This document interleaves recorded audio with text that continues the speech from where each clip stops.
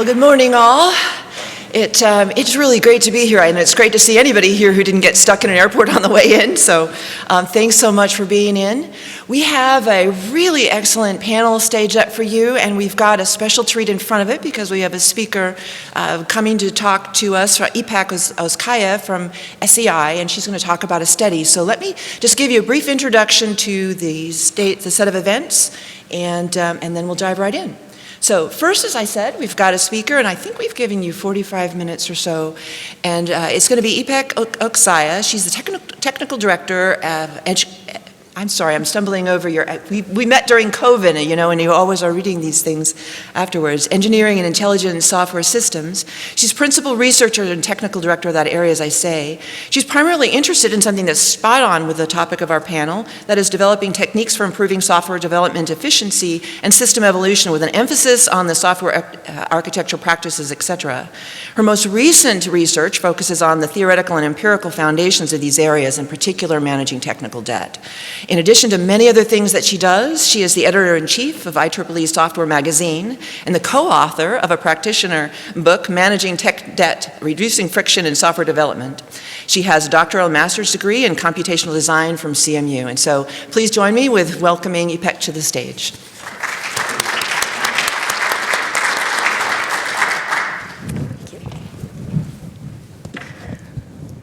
Well, it's my pleasure to be here, and I hate to admit this, but this is my first time at SciTech, and I'm definitely be coming back because one of the first things I recognize is there needs to be more software conversations in this forum. I know there's a lot of that, and I hope to really speak to that itch today with introducing the study that we ran, and Deb was kindly the chair of the advisory board. So I'm going to be talking about the study which we called Architecting the Future of Software Engineering, a National Agenda for Software Engineering Research and Development. So what does this study was and how it came about? Let's start there. So the purpose of the study was the landscape of software engineering is changing, and software engineering is now, in fact, not only a national but a global priority. Unfortunately, we don't see it as often because it's typically bundled with some of the hardware, the systems, the AI, the data that we talk about. So the main goal of our study was to elevate its importance, its evolution, and its sustainment. We see a lot of issues that come out of that, and the research that actually needs to support that needs to be a national priority, let alone a global priority. So what I'm going to do is I'm going to talk a little bit about how we developed the study during COVID, what were some of the priorities that we set out for that, and then I'm going to take a little deep dive to 3 of the areas that we identified as top priority. The reason I'm going to do that is because there's a lot of relevance today, and the study was published in 2021, and the 2 of the areas were focused on AI, and 1 of the areas was focused on assurance, which will be the ones that I will actually talk more in depth.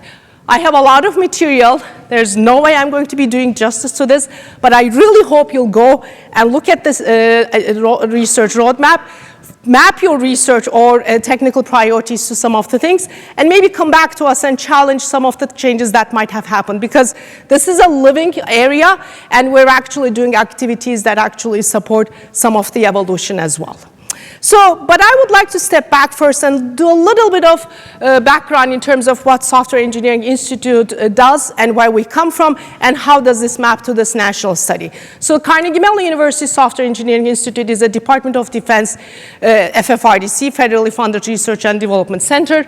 Our name has software, however, we operate in 3 major areas: software, cyber, and AI.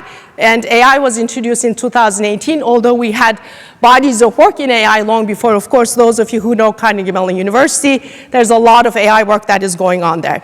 So the reason that this actually focus is important, and I would like to highlight it, is because today, we cannot sit in any of these one camp alone. We really need to be working cyber, software, and AI together, and we need to understand the innovations that sit in one aspect of it, but also the innovations that are in the interactions, as well as the challenges. And I think today, AI is really challenging us in terms of those interactions. So that's what the Software Engineering Institute focuses on. I sit at software as part of the organization. As Deb introduced, I lead a team called Engineering Intelligence Software Systems, and this study was led by our division director, IEEE and SCI fellow, Anita Carleton. So to give some background into the software innovations, those of you who might have been focusing your attention in software will know some of these things that have happened over the year. And we take pride in being involved in pushing those innovations, but it's not just the Software Engineering Institute. These are all collaborative efforts with both the research, DoD, global, and industry partners. Our past with the CMMI capability maturity model and the process work has really focused on how we orchestrate software differently. Our body of work in software architecture really brought back in terms of how the systems are structured and how they relate to each other, and what does that mean to really develop these systems at scale. And today with a lot of the challenges we see, especially in the space and avionics systems, we see a lot of these techniques really put to bear. And this evolution is also in line with the evolution of software. Then Agile hit and the DevOps. We mentioned the technical debt aspects of it. So software evolves, technology evolves, and it's our responsibility to react to those evolution in terms of the timely techniques. And that's where the study actually came from. So with the motivation of the study, our goal as an FFRDC, as a DoD FFRDC, was to really scream out that software has to be a national priority. Today, we see a lot of issues. We'll talk about security, we'll talk about AI, data, all kinds of things that we actually have seen in the national news. Yes, there are all kinds of complex problems, but software is a very important aspect of that. So the goal of the software to really reinforce the national priority of software, and not just do that, but set an agenda in terms of what does that mean to continue to improve the software fundamentals. So this was a community effort, not just the Software Engineering Institute, and the goal was to identify future challenges, develop the research roadmap, and raise the visibility of software, and also enable strategic partnerships. Of course, this happened with the world's different challenges. We started a study around late 2019, early 2020. COVID happened. We actually put AI as one of the fundamental priority areas. Our timelines were 5 to 10 years. Little did we know those timelines would be challenged. And in fact, we would find ourselves enacting some of the recommendations and the research challenges a lot quicker and respond to it. It was also a little bit maybe pat on our shoulders. You know, we got this right. We really focus on the important areas, and they are continuing to be important, and that's why we actually are talking about this study today. One of the fundamental aspects of the way we held the study was it was a global and national effort. Dr. Deb Finkel, who was at the time at Oakley and then moved to Sandia, so we got the perspectives of two organizations, was the chair of the advisory board. But we had significant individuals from across the board representing different organizations and bringing expertise in terms of how these challenges actually need to be put into bear. So you'll see names like Vint Cerf with internet and security perspective, as well as Yolanda Gill with AI perspective. Then that was our goal, to be able to bring all these perspectives together and not really be biased by our own work or our own challenge. The result, and this is in fact not only a visual, I will use this throughout the rest of the talk as well in looking into the deep dives, were 6 areas. And we divided them into 2. And we actually continue to believe that this division, in fact, is an important one to recognize and how they interact with each other. One is advanced development paradigms, and the other one is the advanced architectural paradigms. When we look at the advanced development paradigms, we are developing systems with both software, hardware assurance, and compositional correctness in mind. And each of these areas are, in fact, both moving fast with technical innovations, but they're also need to be put into a different perspective when we're developing their systems. I'm going to do deep dives into the AI augmented software development, as well as the assuring continuously evolving software systems. So let me just spend 10 seconds in software construction through compositional correctness. Today, we don't develop systems from scratch. We develop systems by composing them, and they're not just software systems, they're system of systems, they're hardware systems, and with AI, we have data as well. What does that composition mean, and how do we, in fact, make sure that as we're composing these systems, we're also staying true to some of the requirements that they need to abide by, and do we have the automation and tools and techniques to support their development? Automation is a huge threat throughout the study because we're seeing both a push towards automation way more than we observe in the DevSecOps and CI/CD pipelines in software, and what does that mean to develop the techniques? Switching to the advanced architectural paradigms, I will focus on engineering AI-enabled systems, but we also have systems today that are at societal scale.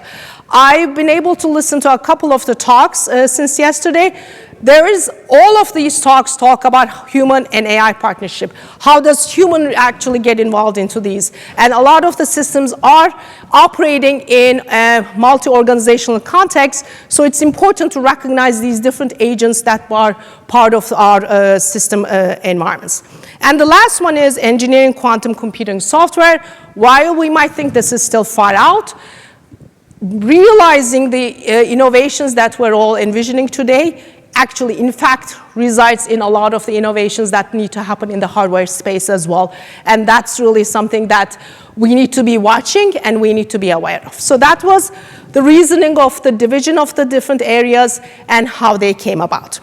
The overall vision, humans and AI are trustworthy collaborators that rapidly evolve systems based on programmer intent. And again, this was 2021. The GPT models were in their versions 1 and 2.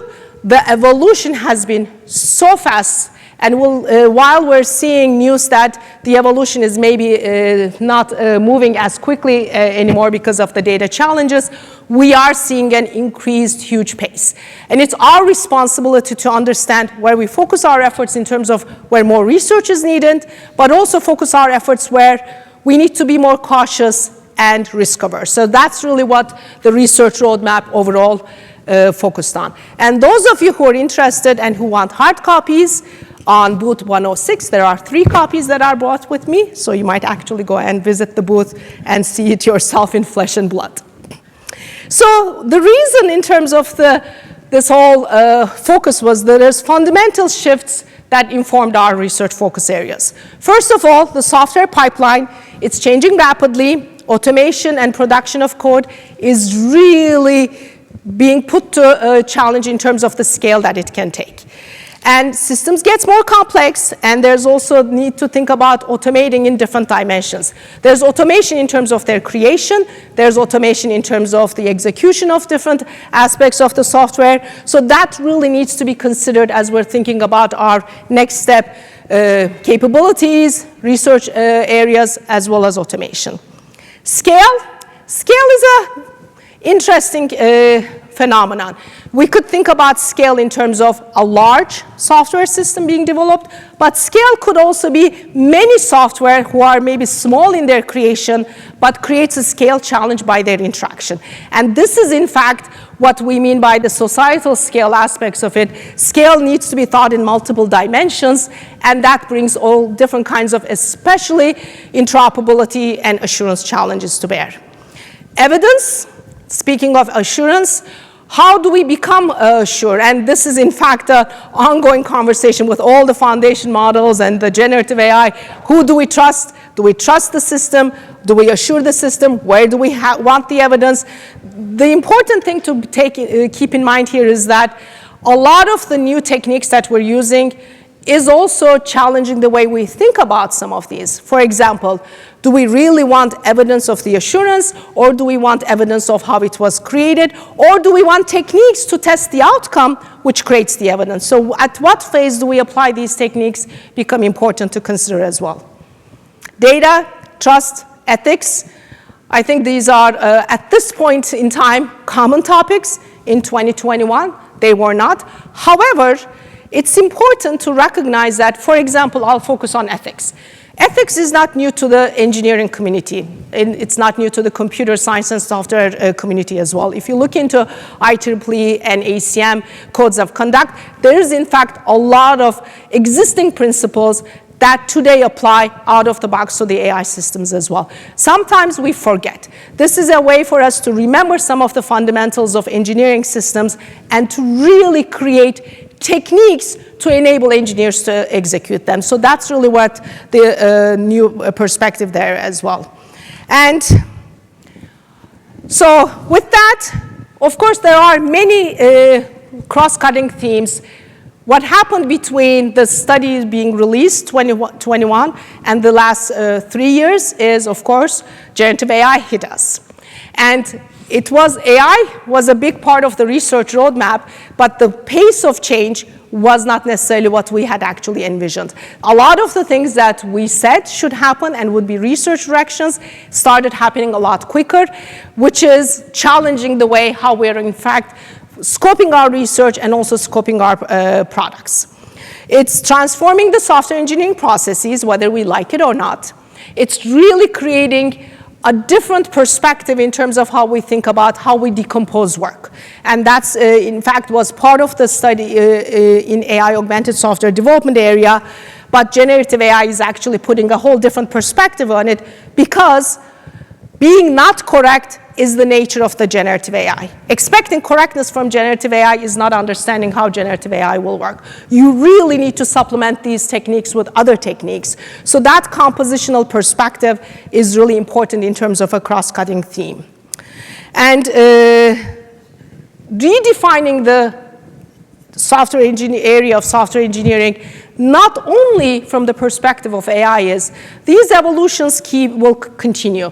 What does it mean to support new technical and innovations with a software perspective is really fundamental. In fact, Paul, please close your ears. AI is software, and there's a whole big interaction between these different areas. It's important to recognize that you really need to innovate in both areas to be able to actually move forward effectively. And the use of LLMs, we'll talk a lot more about it, can mask some of the trade-offs that are being made between the software and the functionality, and you really need to understand how those trade-offs are being incorporated into the systems. This is more of an eye chart, and I started by saying our most fundamental goal was to really elevate the importance of software. While systems are composed with all kinds of different perspectives, we've seen in the past how the nation has focused on, for example, chip manufacturing, AI technology. Some of the actions taken in those areas were very deliberate and intentionally moving some of the priorities forward.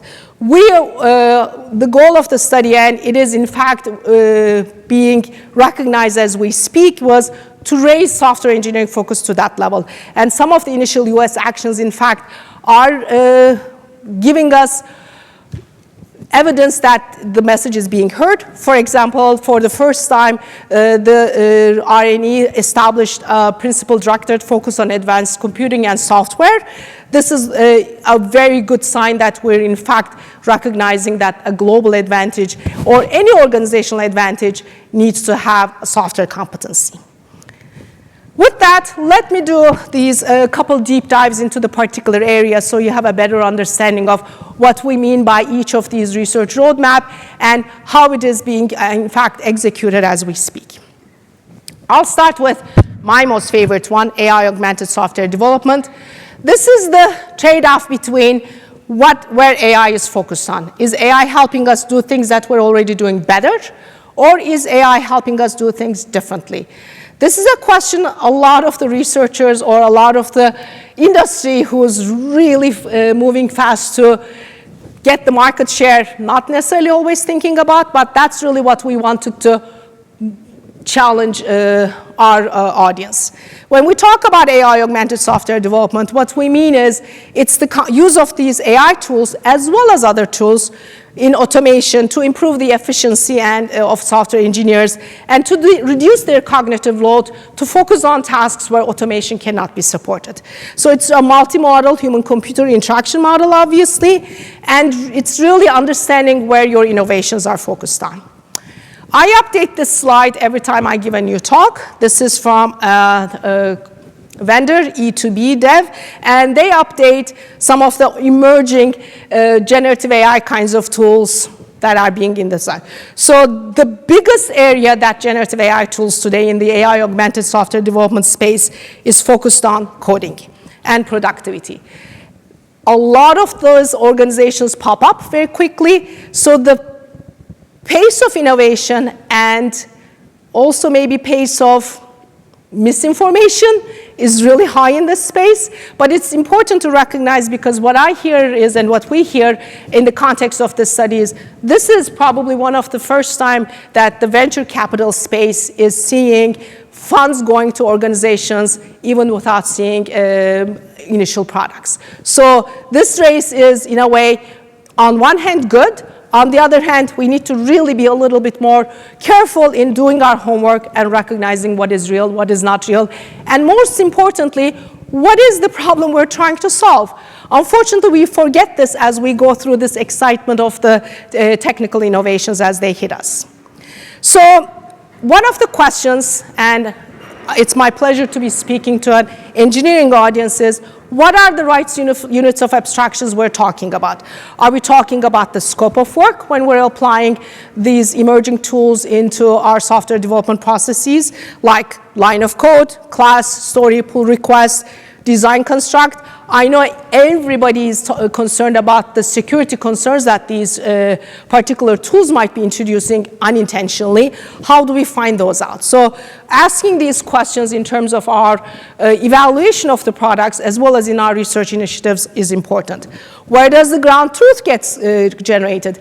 This is something, unfortunately, quite a lot of us overlook.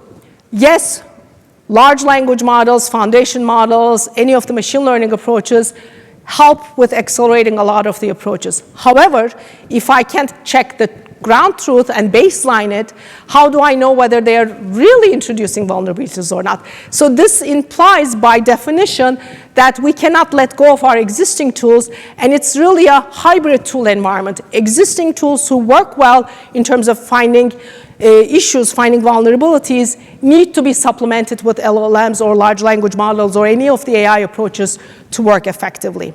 And one of the other aspects is, and this is also my bias because my background is in software architecture, we focus a lot on each line of code that is being generated. However, the systems we talk about today are complex systems. You need different levels of abstractions to envision them. Can you use these different levels of abstraction? In this forum, digital engineering is a big focus area. What does it mean to use the models that are created as part of these tools, and what does that mean to create a ground truth for these models? And because some of those models are not always formal, they are not always being able to, easy to compare to each other, there's a lot of semantic gaps that might be introduced. These are not trivial challenges to solve, but they're important that these tools are in fact bringing them, they're raising their priority and our focus areas. What do you look for? Correctness versus mistakes. One of the other aspects of this is maybe there's a trade-off. If I can generate as many outcomes as quickly as possible, let's say generating code, is that my goal? As long as if I'm able to check them very quickly, maybe that is fine. So the way that we structure the study is to really focus on some of these fundamental automation challenges that might help improve the overall ecosystem. And we do continue to do work in that area, and if anybody is interested, I've listed some of the references that were in fact part of our ongoing work after we published the study. So let me give you another overall perspective in terms of how we think about the AI, especially in their application. So if there are consequences, but if there are ease of identifying trivial, then maybe the suitability of assessing the large language model or your foundation model is a different perspective. So this is a quad chart that in one aspect you're looking at the mistakes and their consequences, and the other one is the ease of finding. So if I have a particular use case, let's say a developer uses the large language model to generate documentation, mistakes have small consequences, and they're easy to spot. Maybe that is a good enough starting one. However, if I have a different one where I'm using a large language model to evaluate a contractor's code delivery and its compliance, first of all, I know by definition AI tools will make mistakes. I know also today they're not there yet, so I have to supplement it with other techniques. So it's really about what we're trying to accomplish with these tools that needs to be top priority when we're looking into the AI augmented software development. So if we're looking into how we move this space forward, there are specific areas that we can focus on. One is shifts in the software development lifecycle. How do we reassess how we actually do the development activities? There's a ton of work. In fact, it's impossible to get ahead of where X individual applies or X organization applies a particular new tool to an existing task. This is very important, and it creates a lot of good data and evolution. However, we need to step back and think about what does it mean for the overall end-to-end benefits, and are we really considering those end-to-end benefits? What are some of the checkpoints that we need to introduce so that we can compensate for errors? Because now we are maybe looking at a different set of flow of events in the development lifecycle, and we need to think about it from a different perspective as well. And how do we re-envision the integrated workflows? This, in fact, is one of the positions that we take in the AI augmented software development lifecycle. We've gone through several iterations in software development. What does it look like now with AI? If we look into the integrated workflows and efficiencies, how do we speak from the same sheet of music? One of the things that LLMs and foundation models and AI is changing is, well, if I'm interacting with the model, maybe my unit of conversation is not necessarily code anymore. Maybe it's requirements to a capability. What does that mean from the perspective of the different artifacts that are generated? And do I have a workflow perspective that supports that? And lastly, what does it mean to improve a task? What gain am I trying to achieve? And am I forgetting the cost of the infrastructure that comes with running the foundation model? I will tell you, we ourselves have a number of projects. For example, library upgrades. Library upgrades is something that is routine. You might actually take a lot of benefit, but it turns out large language models are, in fact, not the best tool to help you with the initial identification of what areas you can actually, where are the API breaking changes, and where to fix those. Of course, when you step back and think of this, this is trivial, because a large language model, a foundation model, is a data problem. If you have a lot of data, you don't have a lot of data for library upgrades. They're one instances. So these fundamental aspects need to be considered as we go through the shifts. Moving along, I think this is probably very relevant to the community, assuring continuously evolving systems.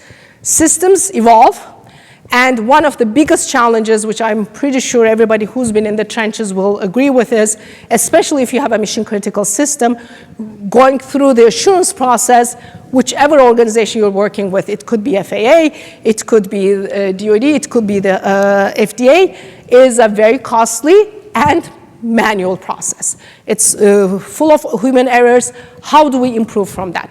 This is not a new problem, but it is an enduring and complex problem.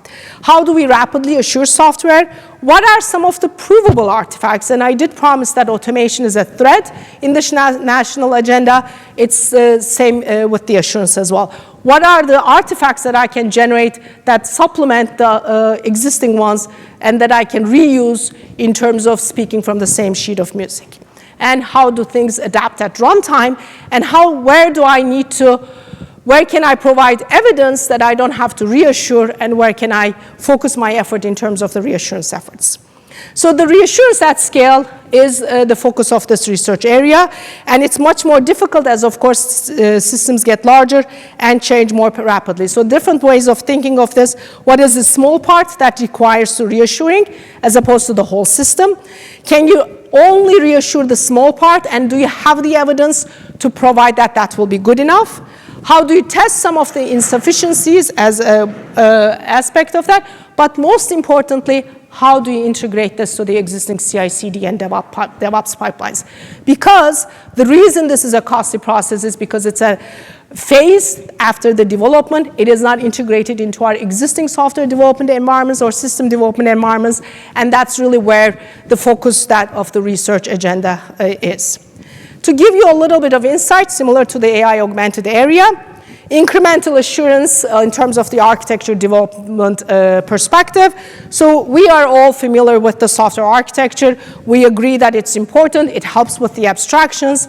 So complementary assurance architecture could, in fact, help providing some of the evidence, drive some of the characteristics from existing artifacts like the software architecture, but also supplement it with aspects of the information that may not exist there. So that's really the kinds of thinking that we need to bring in terms of the formalisms to assurance and assurance architectures in terms of the evolution of the systems. And the key becomes, if we have these artifacts, especially within our digital engineering environments, then we would be able to integrate them with the rest of the automated tool chain.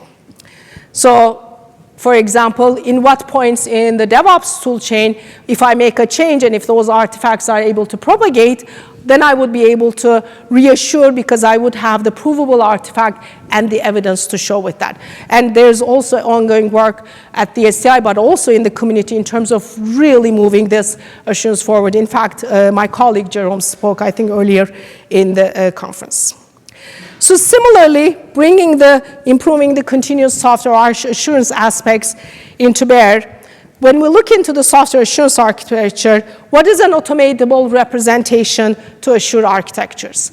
Are the existing artifacts good enough? But there's all kinds of different additional information that I need to bring. For example, the physical environment as well as the software environment need to be complemented. But the environment that the system runs in is also an aspect that needs to be represented digitally as well as in an automated way. How do I create an incremental assurance artifact? What does it mean to assure incrementally? This is, in fact, related to the compositional aspect of it. If I'm developing a subsystem aspect of it, what are the attributes related to that subsystem, but also have propagating aspects to the rest of it? And if I incrementally assure, is the next increment requiring me to go back? What is the cost of effort? And what are the kinds of resources that I need to do? These are all interesting and open research questions that actually require all of our attention. Formalisms is an area that is important because while formalisms exist, scaling them up has not been trivial in both software and systems. How can we actually create formalisms that help both composing different aspects but also create proofs with them? And how do we actually create the evidence? A lot of the techniques that are involved in the solvers and whatnot, their biggest challenge has been the scale and creating that dependencies between different systems. And last but not least, the tool integration.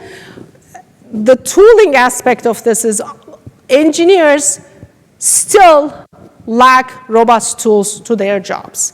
I think this is true for software. My background includes working with mechanical and civil engineers, has been true for those domains. It's no different in many of the other engineering disciplines. Our engineers lack robust, consistent tools in terms of helping them. And this becomes very important for assurance because if I don't have the robust tools, I will make mistakes. And how do the tools help me execute the processes that are, in fact, we know to be true?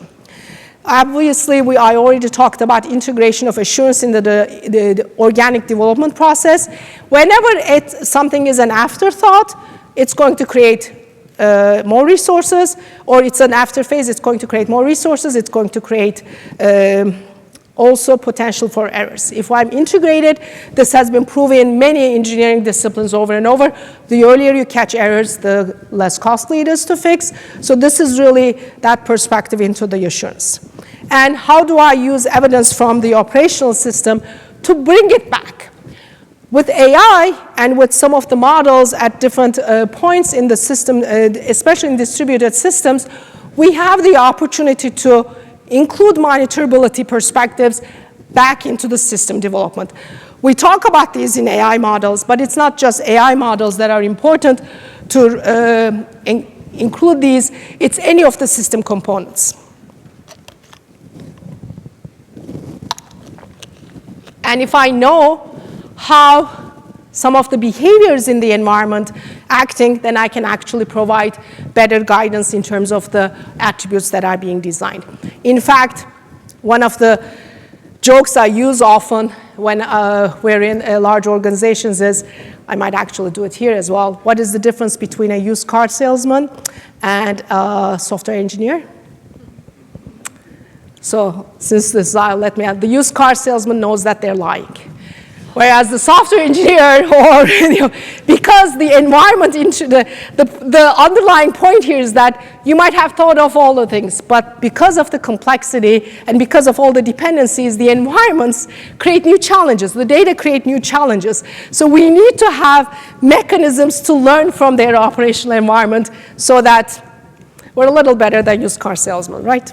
So. Last but not least, engineering AI-enabled software systems.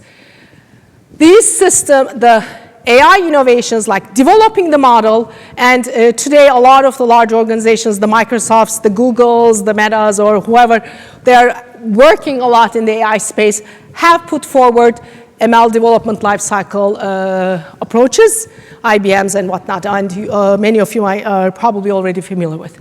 However, now we're talking about 3 different independent life cycles that need to be integrated with each other. There's the software development life cycle, there's the operational pipelines, and now there's the ML development life cycle. They need to be integrated because at the end of the day, and we see a lot of examples where, well, the model worked in the lab, the model worked when we developed, it did not work in the deployed environment. So it's similar that feedback loops are important in terms of the engineering AI-enabled software systems. Complementary to that is the discipline of AI engineering that is, in fact, critical, and our colleagues in the AI division at the Software Engineering Institute are also pushing forward that with techniques. So the goal of this research focus area was to focus on, while advances in ML algorithms are important, the disconnect between deployed systems that use AI ML components and how they're developed is important to take into account. And the field experiences are, especially not knowing where the failures are common in mission usage of ML systems. So that's where we wanted to shine the light here. So some of the work that is ongoing on in this area, in fact, these are available as well as the tools in this research roadmap, is the mismatch. There are quite a number of mismatch in terms of the ML systems. Our work has identified 36 categories, and some of them, again, maybe they are trivial to know. However, do we have the tools to move them forward? One of the things, for example, that is in fact happening even, for example, industry banking systems. The ML teams are separate. They develop their machine learning models using their tools, R, Python, whatnot. These models, unfortunately, do not scale when they're put into production. They need to be wrapped with more robust programming languages, and that disconnect creates a lot of issues. There are similar disconnects in terms of the mismatches, both in terms of the data. For example, well, we want to be able to use machine learning and AI to predict a particular attribute. If I don't persist that attribute, even if I can calculate the attribute, I wouldn't be able to do a machine learning model on it.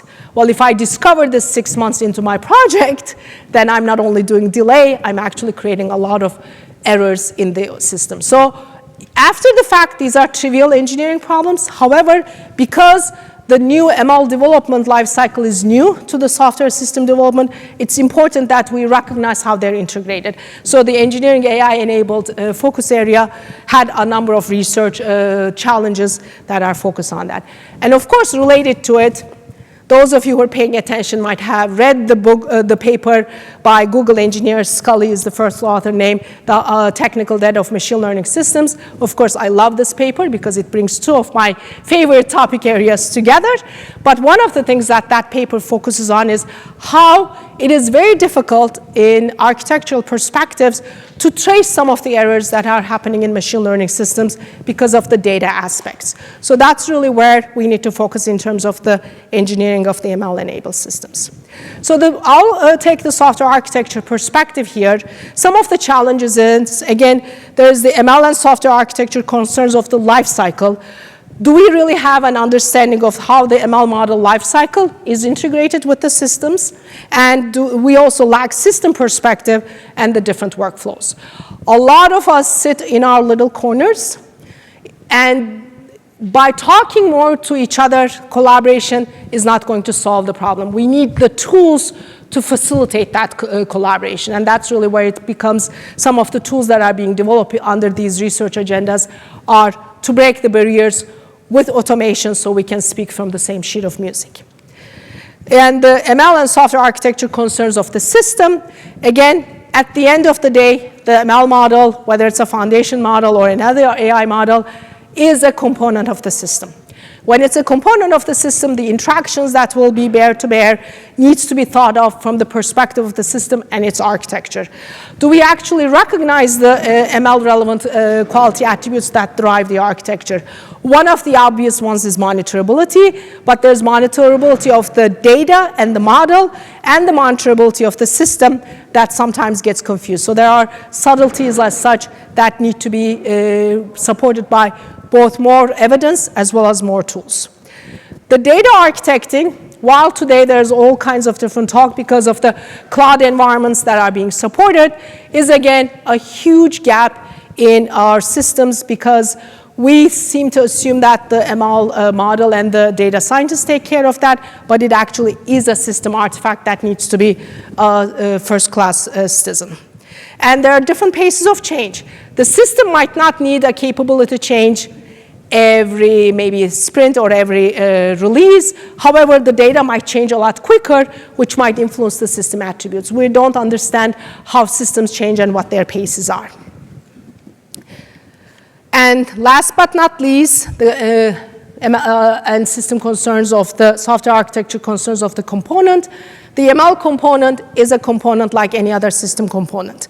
How do we understand some of the behaviors around that component and execute that accordingly? The foundation models, in fact, are really challenging in this different ways because the infrastructure needs are significant. The cost of those infrastructure needs are significant. We have to really rely on cloud environments which bring all kinds of privacy, security, interoperability, and data concerns to bear. So how do we interact with these components, and do we understand them as components, as systems, and how they're part of the engineered systems is really where all of this is focused on.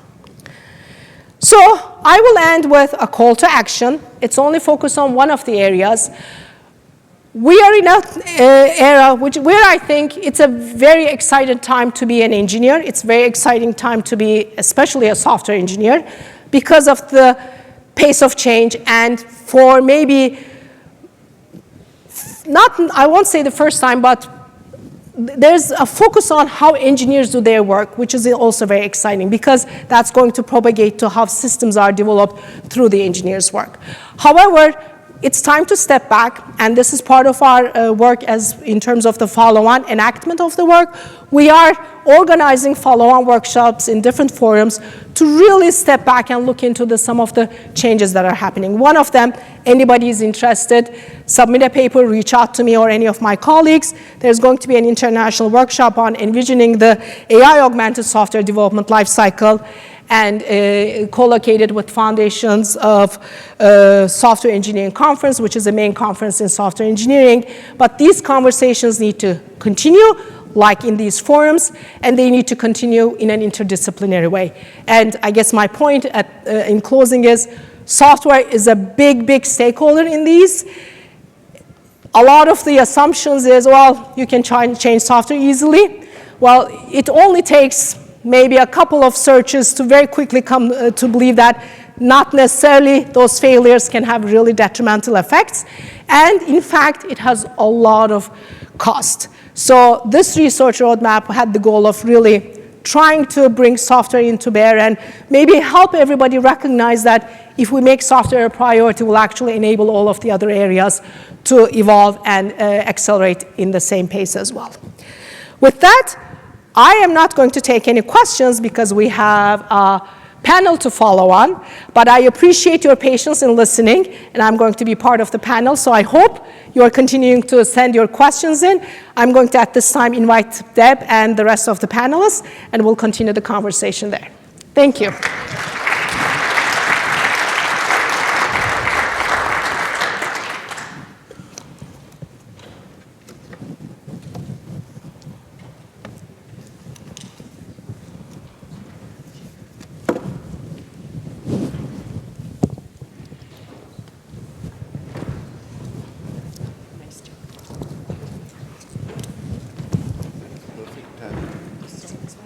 One, two, three. All right, I think I can see most all of you. That looks good. All right, so right now I'm showing 0 questions. It is never too late to take out that QR code and start adding some in, but we did prepare some advance. So as mentioned earlier, we set this session up, so we start with this really great introduction by EPIC, so thank you so much for doing that for us.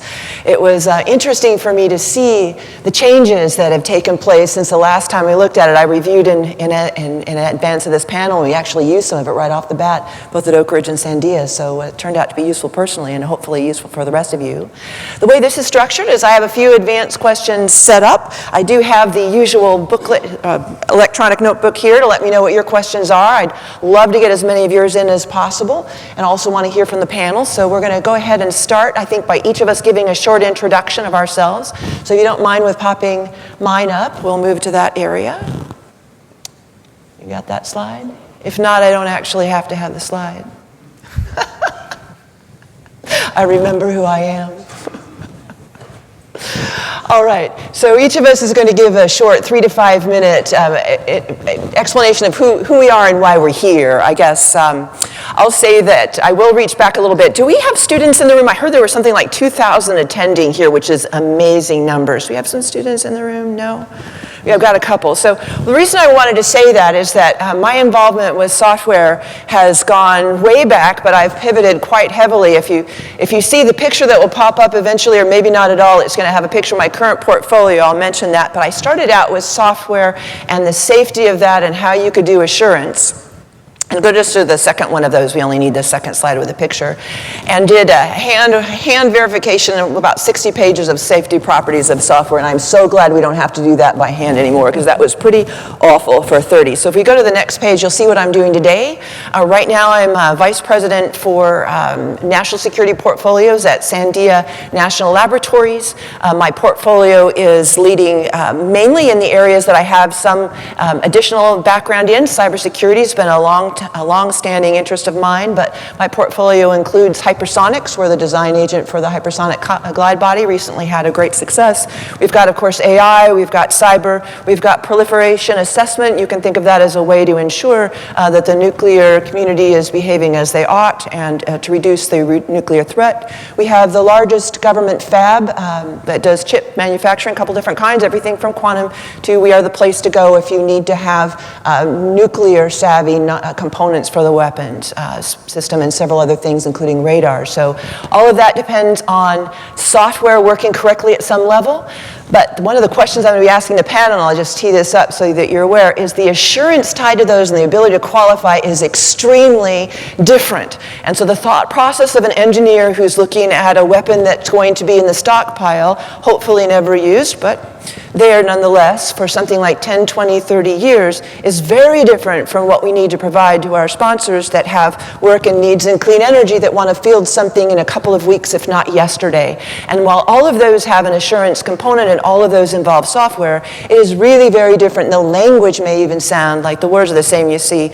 So our sponsors that are interested in that rocket actually taking off, that's one of the hypersonics tests recently run, have very different thoughts about the cyber-physical nature and the critical infrastructure related. We not only do not want that rocket to drop parts off in places that would cost a human, we want it to actually function properly, and there is software and there's radar, et cetera, associated. Proliferation assessments, again, we're looking at more of an information gather, and then the microelectronics I mentioned and the weapons. So just quite a variety, just in one person's back pocket, about 2,300 different people, and we would have not quite 2,300 different perspectives on software, but we would have at least 10% of that any given day. So I'll pause with that and then move over to you, Janet, and if the rest of you could each spend about 3 to 5 minutes talking about your background in software, and then we'll go into some questions. All right, well, thank you. My name is Janet Grondin. I'm the CEO of Stellar Solutions. We're a small woman-owned business. We specialize in space systems engineering and integration, and so we have about 220 folks that execute across defense, intel, civil, commercial, and international programs. For me personally, I grew up in the Midwest, and I decided to go to Embry-Riddle as my, to get my undergraduate in aeronautical engineering. Proud graduate of the Prescott campus. So I have some help up here, some reinforcements. After graduating, Embry-Riddle went into the Air Force, and I spent most of my career working in space acquisition, so buying satellites and launch vehicles and ground systems. And so for the most part, my software background is being a customer, trying to get the mission done. I found myself repeatedly put in charge of software programs because I think mostly because they're hard and takes a lot of patience. And so what I learned out of that is whenever there's a system requirement issue, especially as you're getting through the production line, as you start building satellites and something doesn't work, suddenly the ground gets a whole bunch of new requirements to go satisfy. And then they say, well, why are you behind? Right? That's usually the next question. And why do you need so much money? So I kind of learned, I think, intuitively as a customer that the software, really nothing works without the software. And so most of my activity has been Pentagon, Los Angeles Air Force Base for which is now Space Systems Command, now Space Force in Colorado. I would say the most impactful or most maybe relevant experience that I had for this group is transitioning the GPS ground system from a mainframe into what's flying the GPS constellation today, which is a distributed architecture. It took us 10 years to build the new system. It took us 1.5 years to get everybody comfortable with we could move from one ground system to another, because truly in GPS, the heart of the system is on the ground. That's where all the calculations are made. That's where everything is at. And that went well, and then after that I got asked to go pick someone for the next ground system, which is OCX, which is about to be fielded here this year after quite a bit of experience and trying to get cyber into GPS. So as we go forward, if you have questions along the mission, where does cyber fit in? Those are the kind of things how do you assess risk at the mission level? Those are the kinds of things that I think I can help. Excellent, thank you. Ipekti, I guess we heard from you, but we'll if you wanted to say a little bit more, or we can move right on to Brad, whichever. I'll maybe briefly, İpek Özkaya, the team that I have the privilege to work with at the SCI has two focus areas. One is software architecture, but more recently, how do you gap the abstraction gap between architecture and system code so that you actually can catch some of these problems early on. And the other one is the tactical and AI-enabled systems. What does it mean to deploy these systems at the distributed level?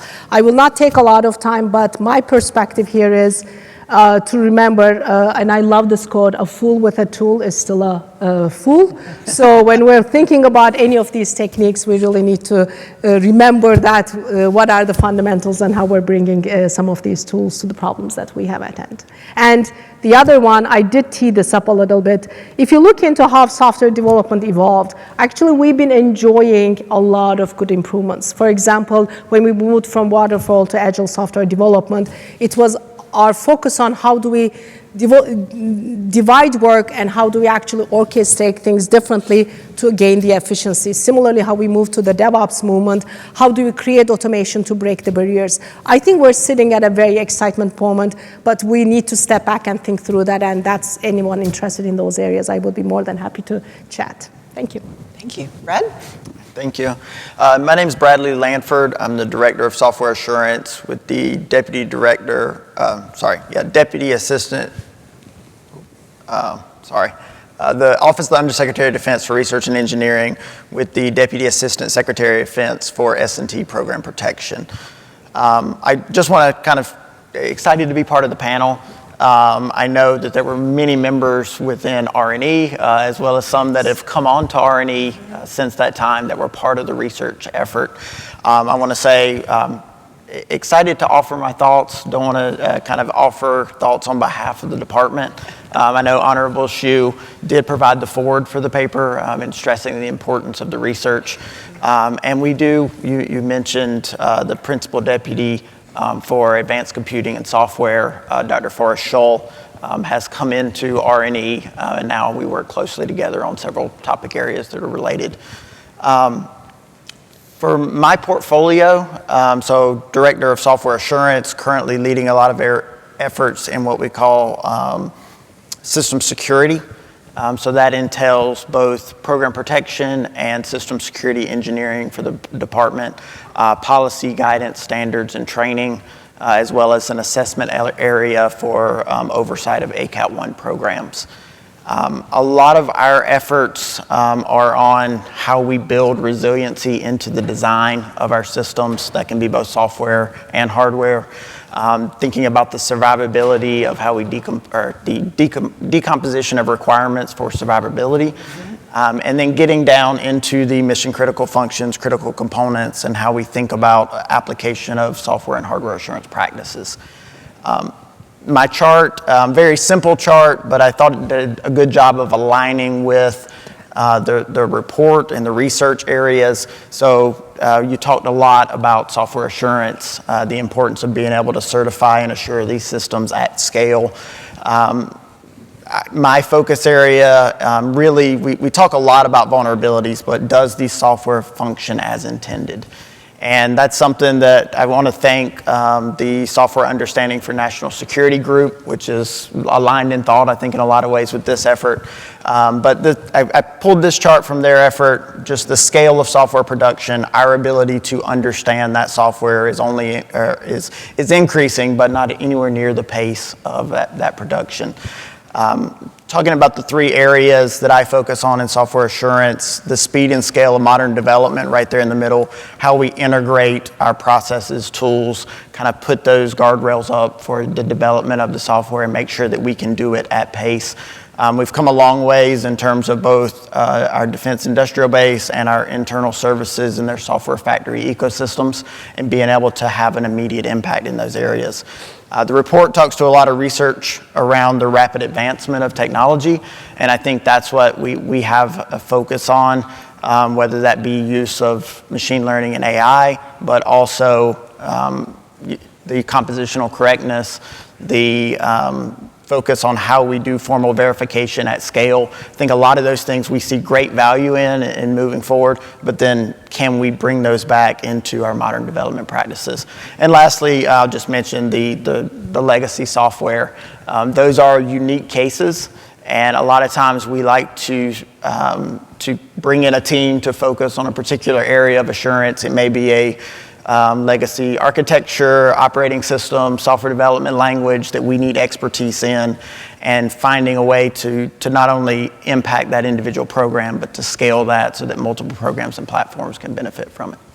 So I'll stop there, but excited to be part of the discussion. No, it's great. We really appreciated the department and your own engagement now with the software. And I'm so glad you brought up legacy. As much as a lot of us would sometimes like to just sweep all the past off the table, not going to happen.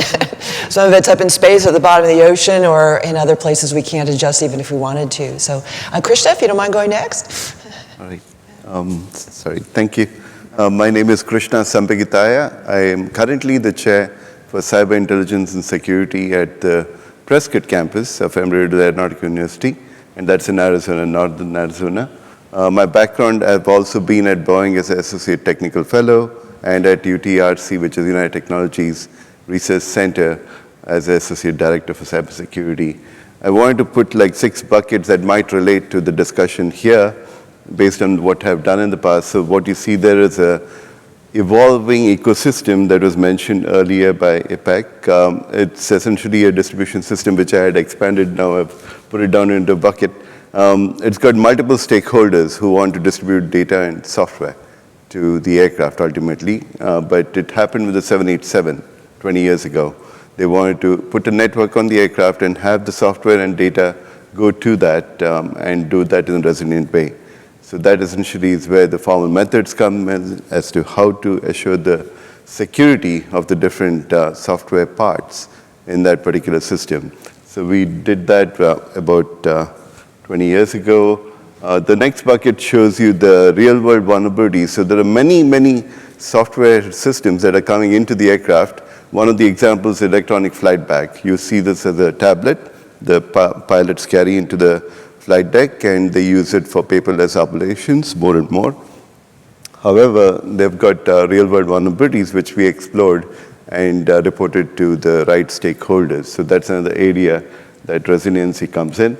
The third bucket is the cyber-physical attacks, and I don't know if you've heard of the GPS spoofing, which has been happening since October of 22. It's 23, actually. It's been quite a disruptive problem for aviation because it's been unexpected behavior from the software systems and also catching the pilots and air traffic controllers off guard. The fourth bucket is enabling the crew to be better prepared for such resilient system failures or modes of operation that were not expected, and that's where we come and train and maybe even provide decision-making or at least situational awareness tools. The fifth bucket is AI-driven cyber defense. This is where elemental, so FAA, for example, is very comfortable with Kalman filter. It's an elemental learning algorithm which can help at least inform of something is suspicious that's going on here and have more automation come in there. So that's something we've explored, but we've also looked at work with JPL as to replacing a subject matter expert with the agent using a LLM type of a module. So that's something that we've also looked at and seen what are the risks from security that come in. The last one is the fact that I have worked with RTCA, which is a guidance provider for FAA and other European counterparts, but we have worked on aeronautical system security, many gaps that exist, and recently AIAA provided feedback to the FAA cybersecurity rules that have been published in August of this 24. So those are things that I just wanted to bring up and see discussions as we go. Thank you for your time. Thank you. That's great. Eric? Good morning, everyone. My name is Eric Smith. I'm a senior principal in remote sensing and data analytics at Lockheed Martin Space. My role at Lockheed is primarily working across the different lines of business inside of the space business area with our corporate office, with the other business areas that comprise the enterprise to understand our hardest problems relating to AI and autonomy, common tools and gaps, so that we can formulate and execute a 1 to 3 and a 3 to 5 and a 5 to 10 year AI and ML strategy. My software background really started hardcore when I was in graduate school. So I got my PhD in particle physics, and the time when I was in graduate school, it was a long time ago, every particle in the standard model except for the Higgs had been discovered. And so I want to discover things. I don't want to just look at things that have already been found. So I said, let's look for the minimal supersymmetric Higgs, which is something that I was at the Fermilab Tevatron. Fermilab Tevatron had the center of mass energy to put some limits on where this thing might exist. It didn't have the center of mass energy to actually directly produce a Higgs. And so that's what I did. So I got involved pretty early on with this pretty hardcore computer hardware human interface problem and analyzing just a ton of data and pulling out little signals from a whole lot of background. So good point on, everything is software. Everything is software. So I have a picture here on the lower right of NearCam on JWST. And JWST is software. Without NearCam on JWST, we would have launched 18 independent, poorly aligned light buckets that shared a common suite of instruments. And it's through the process of analyzing these intensity patterns and interference patterns on focal planes inside of NearCam that we're able to calculate directly what the various phase changes we need to make on all of the elements in the system, all the primary mirror segments and the secondary mirrors, such that we have within nanometers, we have recreated what would have been a single telescope.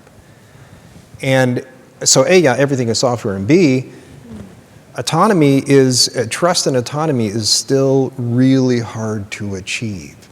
For 20 years before we launched NearCam, we had been running demonstrations in the lab showing our ability to start with a completely unaligned system, whether that's a multi-telescope system like the old Star 9 that we developed at the ATC, the Advanced Technology Center at Space, or a segmented primary system like we have in JWST.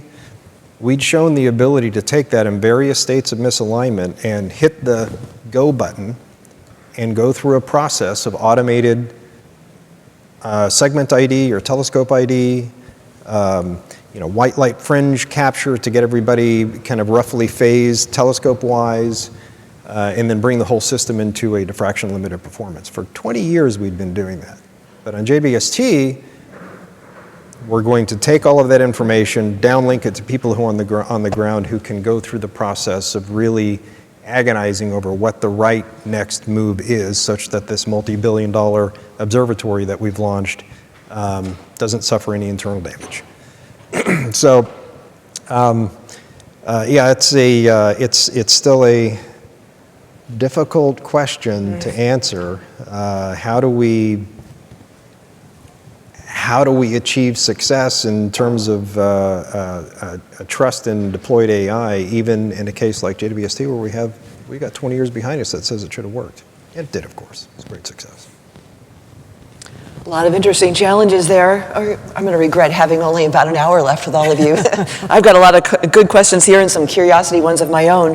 But I do want, since the name of our panel starts with resilience, to ask us to talk just a little bit about resilience as a team. Not everyone has to dive in with every question here, but if you feel drawn to it. And by the thing that's in my mind, especially after listening to all of you, it's not just the many domains. It's the different stages of what's happening during the mission and the development process. So resilience to something that's sitting on the pad about to take off means something very different from it's crashed and landed in adversary territory and I don't want it to be discoverable, or to perhaps what we'd like to do is have it resilient to a cyber attack of some kind and continue. Maybe it's not a missile at all. Maybe we're talking about a network that's connected to that's critical. So there are just a lot of different pieces of resilience. If we could just chat a bit about that and what kind of assurance, when you think about resilience, assurance, or resilience and software, what kind of proofs you like before you'd feel comfortable with that mission, and maybe where you have to start making some hard trade-offs, which I know you've had to do quite a bit of.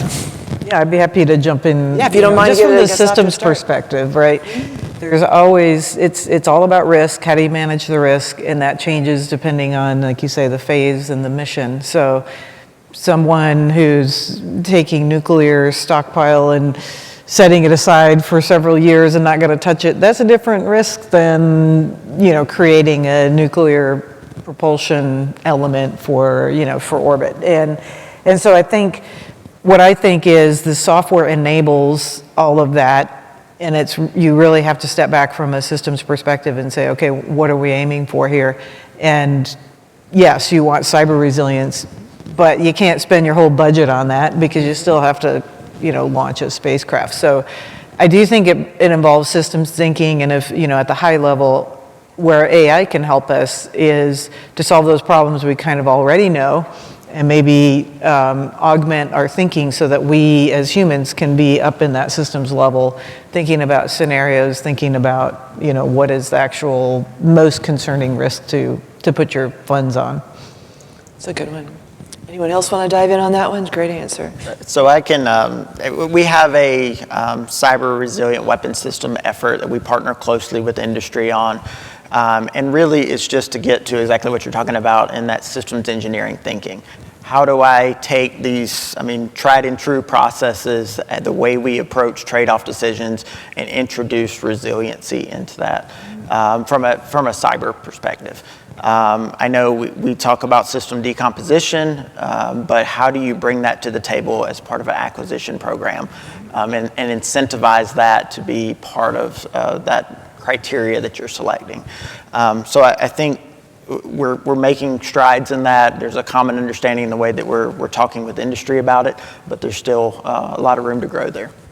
I appreciate that. Krishna? I think resilience, I would say, is anticipating from a cyber viewpoint is looking at new threats that are coming in. So that's the first thing, and then you're withstanding, recovering, and adapting. Adapting means you have to go to a lower margin but still safe mode and continue operations in a degraded state. And that is where safety and security kind of come in as a trade-off. It is challenging. So with the 787, there was, from a security viewpoint, we wanted to assure the system to a much higher level, which would take a lot of budget to do. And there was no standards back then for certifying these systems on the aircraft. And so we had to balance it out with safety people as to what are you doing that will help us with security, and what is security doing that will help you with safety. That is one of the trade-offs that will keep coming in resilience discussions. That's a great one. Yvette? So I think an important aspect is, yes, there's security and definitely safety, but there are all kinds of other abilities that come into the resilience. For example, availability. If something goes down, it may not be related to security at all, but there's that life cycle of that. So I think assuring the development, and it's not a one-time effort, monitoring these systems and how they behave become a very important additional element of the development as well as the operational life cycle that I think sometimes we don't take into account. So, and this, hopefully this will create some feedback from the rest of the panel here, but AI is really good at imagining new ways of doing things that human beings would not consider. There's a really interesting video I saw, 6 or 7 years or so ago, on a 6-legged robot that was being trained with reinforcement learning to walk. And the reward was associated with spending as little time as possible with your feet on the floor. And so, humans, we have it stuck in our minds that the robot walks with its feet on the floor. And so we'd probably come up with a solution that's kind of like a lizard walking on hot sand in the desert or something. The AI thought it was better to have the robot flip over and walk on its elbow joints. Spend no time on its feet at all. And that is a really simple system. And even in that really simple system, I think the AI came up with a solution that wouldn't have occurred to most people. Mm-hmm. And as systems become more and more complex, the attack surface increases, and the number of innovative attacks that AI can develop, strategies that it can develop to attack that system are going to grow with it. And so knowing that our adversaries are surely thinking about using generative AI to come up with interesting new attacks. And we've got this long list of TTPs, tactics, techniques, and procedures for cyber attack that are known and published. And those are the things that either we humans have thought about or it's happened in the past and we've now documented it and protected against it. But surely our adversaries are doing something that we also ought to be doing, which is, for instance, building a high-fidelity digital twin of a tactical network with all of the details that we can think of to put in there, and then training generative AI to look for interesting attacks and ways to disable it. And at the same time, a reinforcement learning kind of agent that's sitting on that network to come up with effective counterattacks. That's a capability that we have to develop. And the question for that, which I don't really have an answer to, is what's the process for going about validating and verifying and certifying that system before you hit the go button? I mean, there are some obvious things you can do, like, well, let's take all the TTPs that we know about and run it through those. Let's try some variations of those TTPs that shouldn't necessarily work, but maybe it's going to trick our new reinforcement learning agent that hasn't quite seen that before, and it's going to do something bad. How do you do that? Yeah. Assurance is such a tough problem, and you touch on it at both ends of your remarks, so I appreciated that. The one, it's possible we didn't want it to walk on its elbow, but we said feet, and because as a human, the requirement we thought was not put the feet on the ground, and maybe it was we didn't actually want any part of the surface to be touching the ground. We might not say that. So assurance against the requirements in that case would have come out, yea, verily, that's great, the elbow walking is wonderful, and it might have turned out to be a complete flop. And then on the other hand, assurance, we tend to think, I think a bit perhaps back to wishing that we were physicists and we could actually model things with more fidelity than we can, because when it comes to human behavior and oddity and changing of circumstances, quite often we can't observe everything about that an adversary might do, because if they know what you might be doing, it's spy versus spy, or even backyard kids trying to play games against one another. You one up against what you know, and you don't repeat to get there. So there's just a lot going on with resilience in that area. Yeah, I wanted to say that's one of the big gaps I see today is really high quality adversarial behavioral models. Yes. Software is hard to model. Hardware is hard to model. I mean, you think about I'm going to build a digital twin that really replicates the in and outs of this black box that maybe contains an FPGA. An FPGA, for some reason, was designed with long parallel gate runs, and now it's got susceptibility to crosstalk or failure in certain temperature ranges.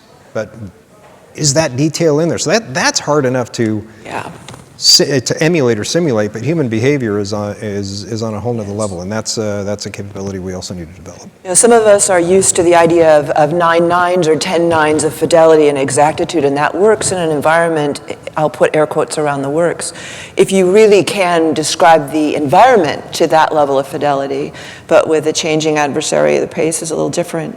Any other comments come to mind with the rest of you in terms of the difficulty of dealing with resilience and so on in the changing environment? And since we've opened up the AI can of worms, let's go ahead and put that one out there too. I think I do want to mention I think it's a really good point he's raised about the ability to keep improving the cyber attacks and seeing if defense holds against them. That's something that DARPA also does on the challenge level. But in terms of the data itself, that's something that's really challenging for the industry to provide. Digital twin is completely a different thing. As I said, it's very challenging to do. So what can we do in the process to have operational resilience is to train the air traffic controllers, the pilots in the aviation context, to be ready for attacks that happen. They don't need to detect it, but they need to be able to expect it and respond accordingly. That's something that the industry has started to do now. In the past, they were very hesitant, but now they understand that it's an evolving threat surface, growing number of attacks possible with the AI is going to even escalate further. So that's something that they have started to do. That's really excellent. We have a great audience question that I think tags onto the dialogue we've just had. I'll throw on the table, and it has to do with how do we think about effective specifications and I think the verification and level of assurance? What even do we use? I just mentioned I've lost my belief in the 9 nines in some of these cases as not really being germane, but how do we think about specifying and also assessing performance against the specified? Any good ideas that you see bubbling up? So The question brings to my mind a conversation that we're having ongoing with the foundation models, large language models, because the prompting, which we haven't thought about, it's in a way a representation of the requirement specifications. So in a way, the new emerging models and foundation models, generative AI, is really challenging in terms of how we think through specifications, because what is the level of fidelity? What is the unit? Like, is it too fine-grained, or are we combining multiple things in that specification? I think that's maybe an opportunity to be able to think through, okay, step back, and if I can put as much information as possible into a specification and interact with the models through that, will I improve the fidelity or the correctness of the end result, or do I need different kinds of techniques in the process? Is probably an open question. I don't know the answer to that, but I think that's probably relevant to the question you asked. That's good. Yeah, I'll just add, if I step back and not think about the specific, how we do it today. How did we do it when we went to the moon for the first time? There's a lot of model and simulation. There's a lot of scenario development, thinking, what could happen. I do think we have to get back to something like that. When we get into checklist mode on, okay, cyber is, here's our 10 things that we got to go do. I'll tell you a quick story about when I was in the service. We were trying to put a new safety center in at one of the launch ranges. We had flown a system. It went great. And so we all thought, fantastic, this is great. And heavily software, of course. And the second time we flew, we got to about midnight. It was a 0004 launch. We got to midnight and the entire safety system just died. Oh no.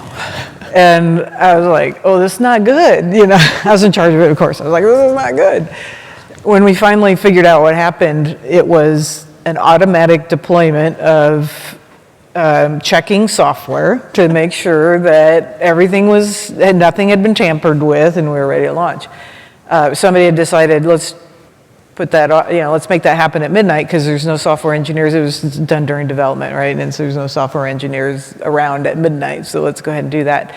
So we cybered ourselves, right? And I think that's because we were so focused on meeting those requirements, checking those requirements off. Okay, we can end this contract, we did everything, without stepping back and going, okay, how can we exercise this and really, maybe bring in a whole new group of people and say, what are the weird things that we should be going and, trying to exercise? So I feel like you got to step back and create scenarios and use your head and think, how could we end up in a bad situation? And then how do we test that? It is amazing how often we cyber ourselves. Go ahead. Well, I'll say, a lot of our work in assurance and resilience really focuses on that behavior. What is the behavior that you're hoping to achieve, and what is unacceptable mean? And if you can truly define that, and yes, it takes getting down to the detailed level there, but if you can define that, then you can establish those test cases. You can start to create, hopefully, an automated way to evaluate that, and something that can follow the program as it continues to grow. There's an upfront cost in investing in that, and that's something that does take a slight culture change to think about how we get to a point where we can say we need to invest in this now so we have it through the life of the system. But I think those behaviors, those test suites, and getting to that true level of automation is really beneficial in that area. It's really good. I think in terms of specifying requirements and assuring them, for the 787, that's an example where we had end-to-end security requirements. So you had hundreds of suppliers who provide software parts that need to go to an airplane that is probably at an airport that's operated by an airline, and there are multiple systems it has to pass. So how do you even approach specifying security requirement and assuring that level of security that you need to provide? It came down to really containing it into a very small module that verified signatures, digital signatures that provided resiliency, verifying that for its integrity. And that allowed us to apply formal methods to show a correct evaluation assurance level and take it all the way to the aircraft, and it's repeatable, that module. So that's something that allowed us to show that it's possible.